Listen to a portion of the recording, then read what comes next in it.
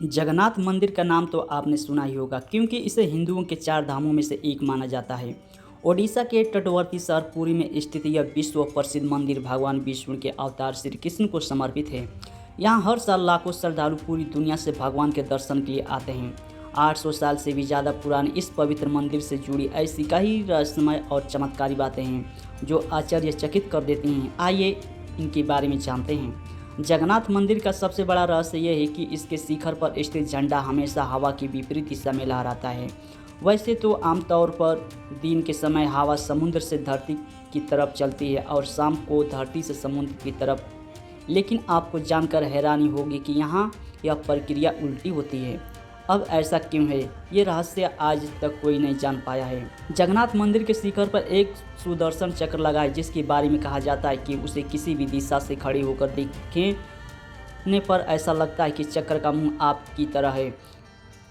इसी तरह एक और रहस्य यह है कि मंदिर के शिखर की छाया हमेशा अदृश्य ही रहती है, उसके ज़मीन पर कभी कोई नहीं देख पाता।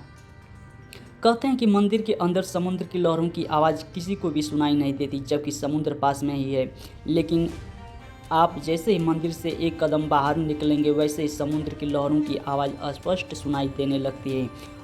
ये वाकई किसी आश्चर्य से कम नहीं है। आमतौर पर मंदिरों के ऊपर से पक्षी गुजरते ही हैं, यहाँ कभी कभी उसके शिखर पर भी बैठ जाते हैं, लेकिन जगन्नाथ मंदिर इस मामले में सबसे रहस्यमय है क्योंकि इसके ऊपर से कोई भी पक्षी नहीं गुजरता। सिर्फ यही नहीं, मंदिर के ऊपर से हवाई जहाज भी नहीं उड़ते हैं। इस मंदिर की रसोई भी सबको हैरान कर देती है।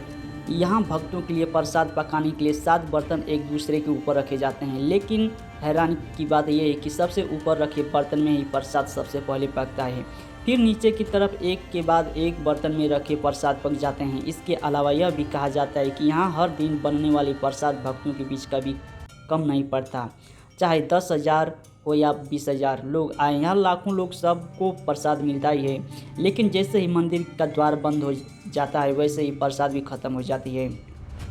वीडियो देखने के लिए आपका धन्यवाद। फिर मिलेंगे अगले वीडियो में। जय हिंद, जय भारत।